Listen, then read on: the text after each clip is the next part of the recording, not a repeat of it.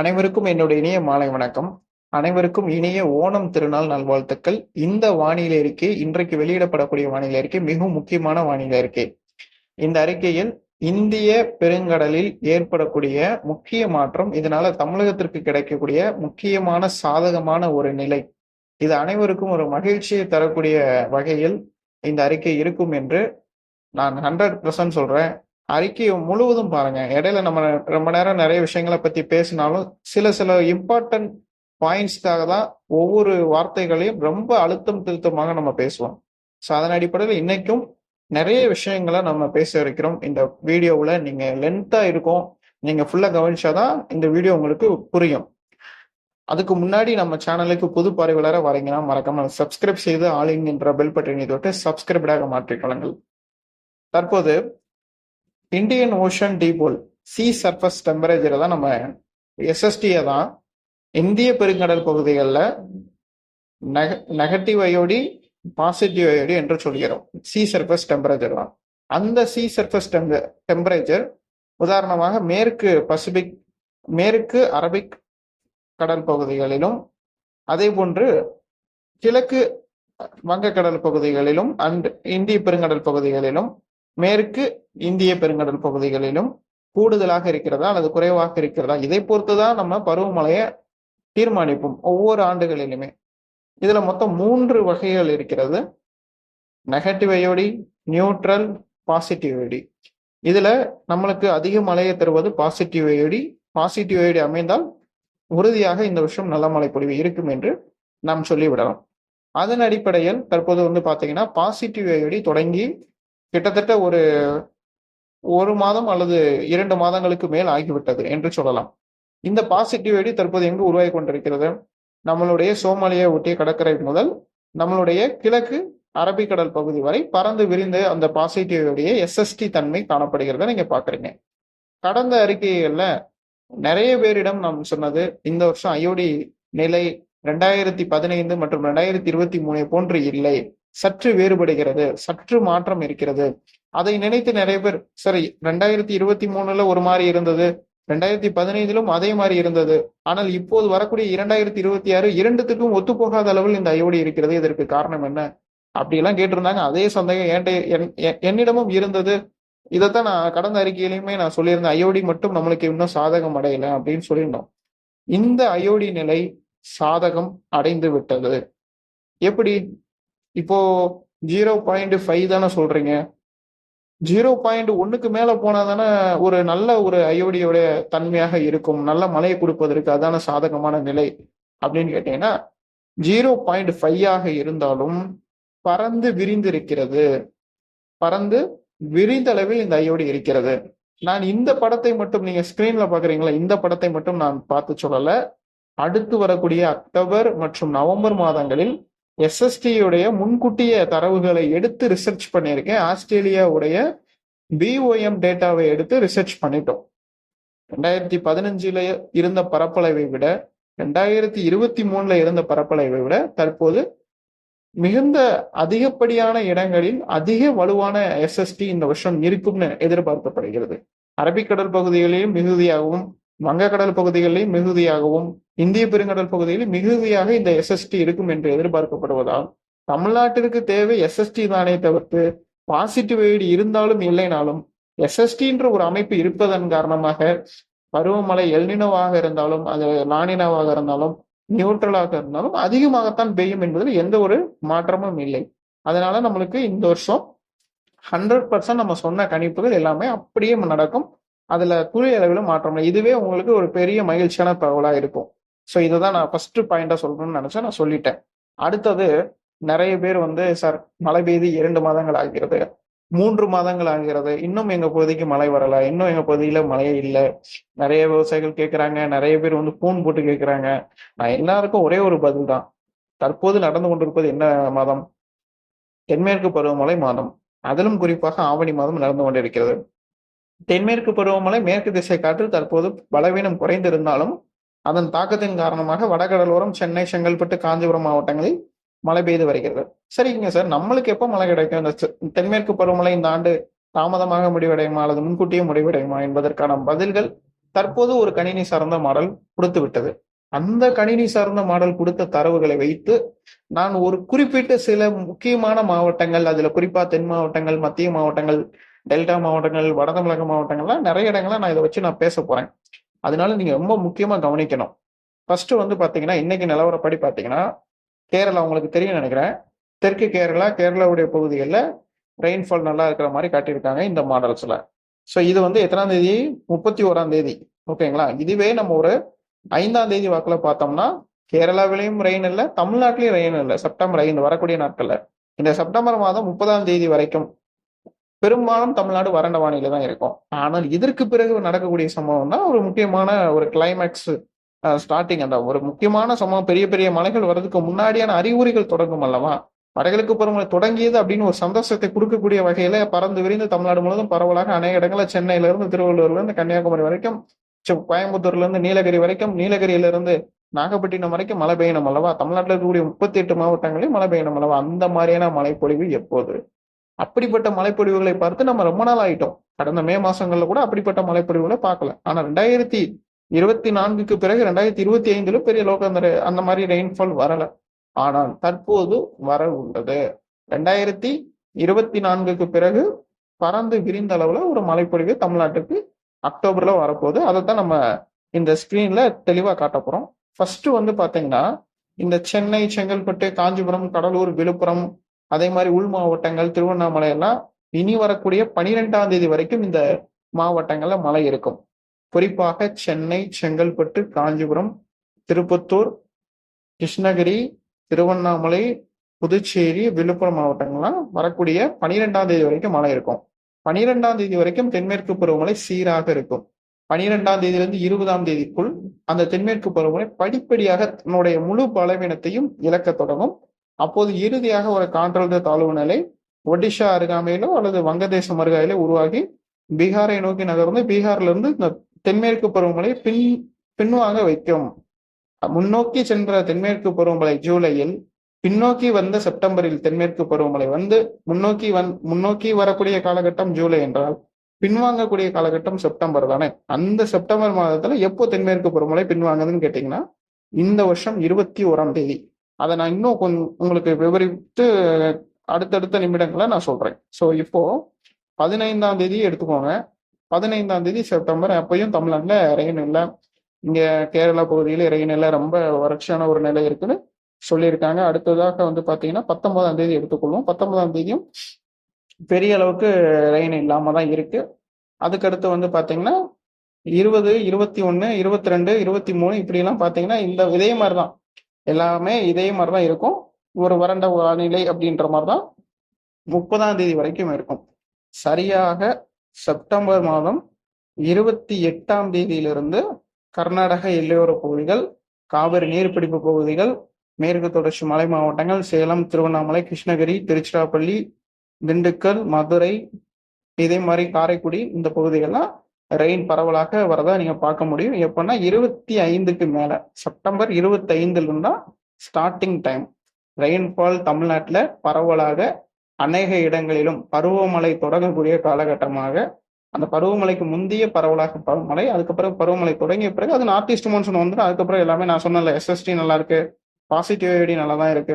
இந்த வருஷம் நம்ம எக்ஸ்பெக்ட் பண்ண மாதிரி ரெயின்ஃபால் அமையும். ஸோ பர்டிகுலர்லி இந்த போர்காஸ்ட்ல நான் எதை சொல்ல வரேன்னா, செப்டம்பர் மாதம் முடிந்து அக்டோபரில் தீவிரமடையக்கூடிய அந்த மழை, அதை பற்றி தான் நம்ம பேசுறோம்.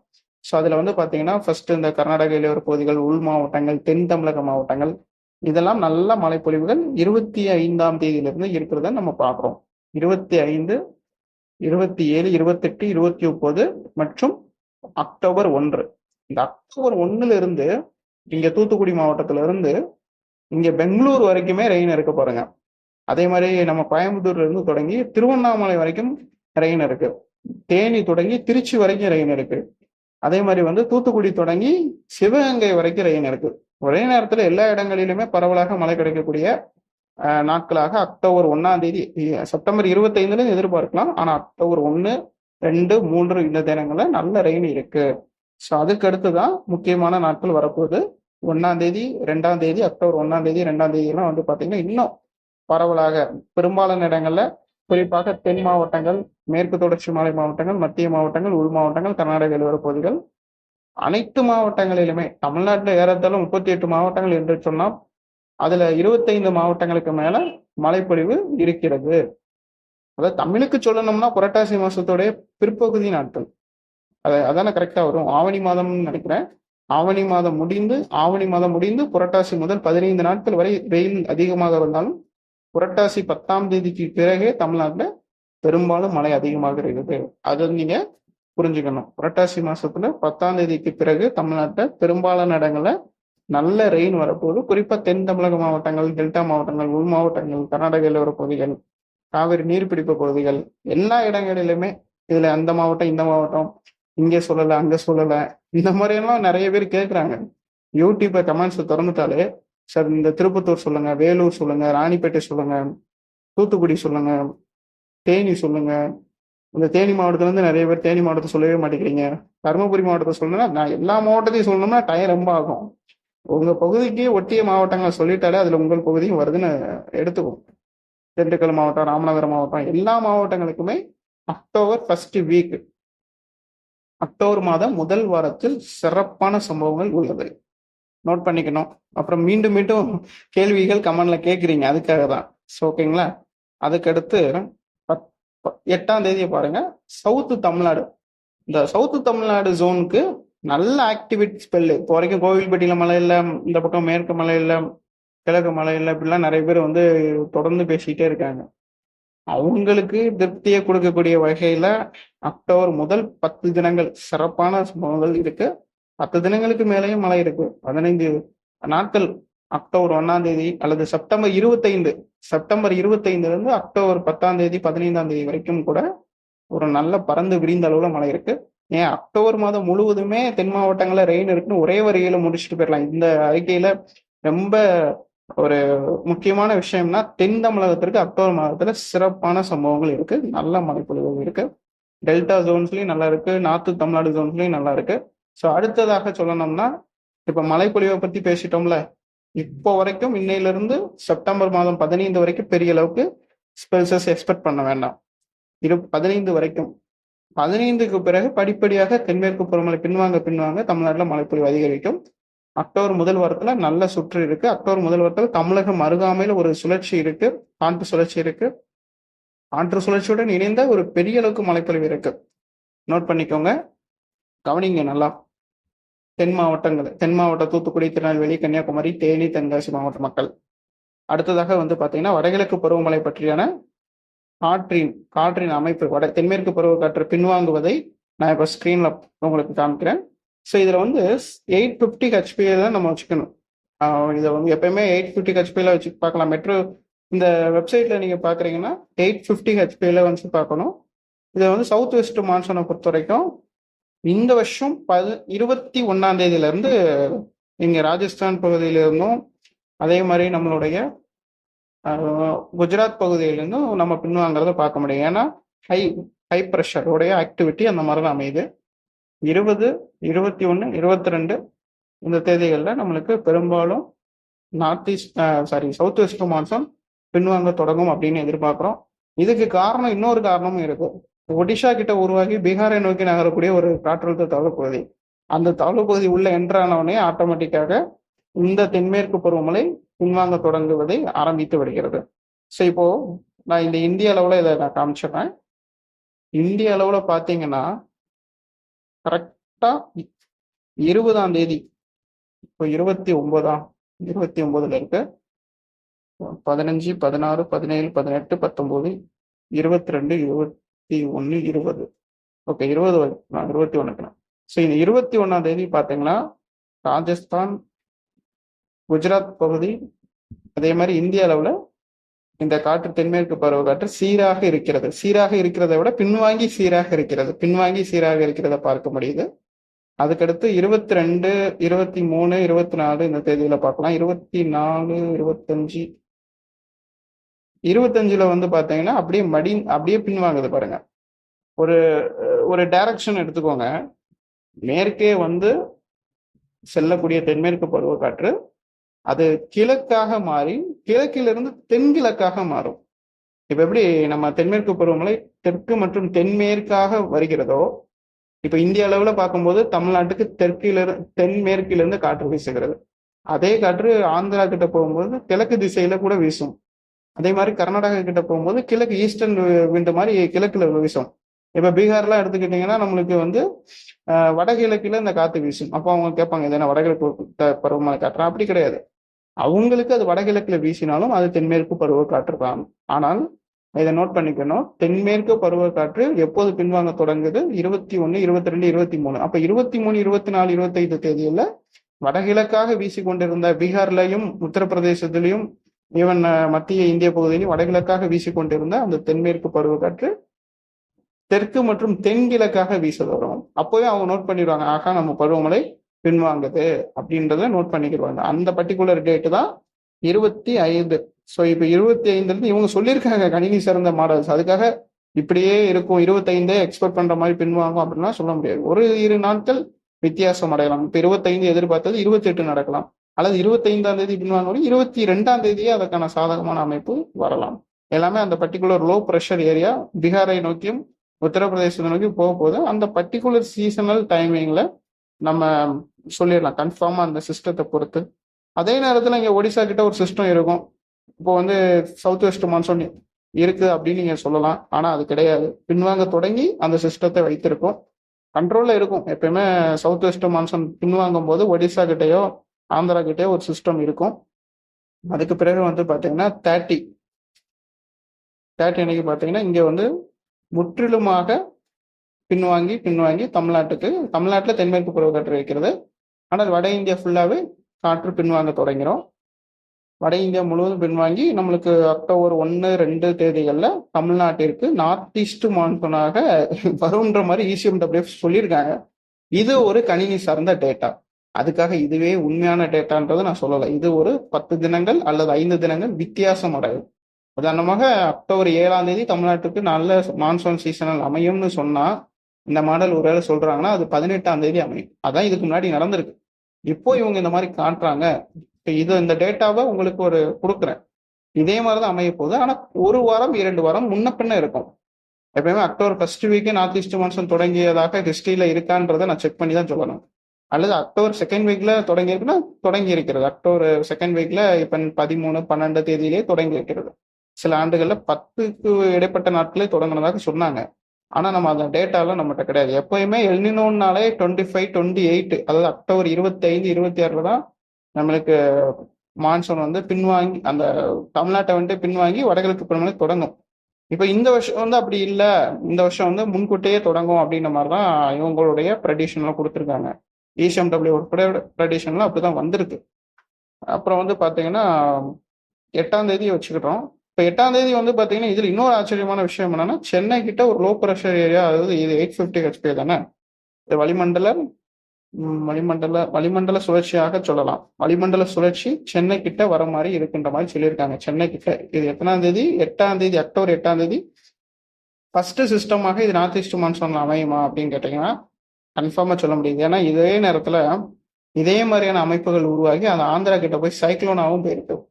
ஆந்திரா கிட்டையும் ஈவன் காக்கிநாடாவில் விசாகப்பட்டினம் கிட்ட ஒரு சைக்ளோனாகவும் போயிருக்கு. இதுக்கு முன்னாடியான 2023 ஆண்டுகளிலும் 2015ஆம் ஆண்டுகளிலும் இதே போன்று அக்டோபர் மாதம் 2வது வாரத்தில் ஒரு சைக்ளோன் போயிருக்கு. அந்த பர்டிகுலர் சைக்ளோனாலதான் மான்சூன் பின்வாங்குறதுல தாமதம் ஏற்பட்டு 2015லும் 2023லும் தாமதமாக 25, 26 தேதிகள்ல நம்மளுக்கு நார்த் ஈஸ்ட் மான்சூன் தொடங்கியது. இப்போ இந்த வருஷம் அந்த மாதிரியான அமைப்பு இருக்கு அப்படின்னு கேட்டீங்கன்னா, இப்போ உங்களுடைய 8ஆம் தேதி வரைக்கும் கொடுத்துருக்காங்க. 8ஆம் தேதிக்கு கீழே போனோம்னா 9ஆம் தேதி இதுதான் ஃபைனல் டேட்டு. இப்போ 9ஆம் தேதி கிட்ட வரும்போது இன்னும் கொஞ்சம் ஸ்ட்ராங் ஆகிற மாதிரி தானே குறிப்பிட்டிருக்காங்க. அப்படி இருக்கிறதுனால, ஆனா அதே நேரத்துல தமிழ்நாடுல பெரும்பாலான இடங்களில் நார்த் ஈஸ்ட் மான்சூன் தொடங்கியது, வடகிழக்கு திசை காற்று சீராக உள்ளே வருகிறத பார்க்க முடியுது. இன்னும் விரிவுபடுத்தி கூட காட்டுறேன்.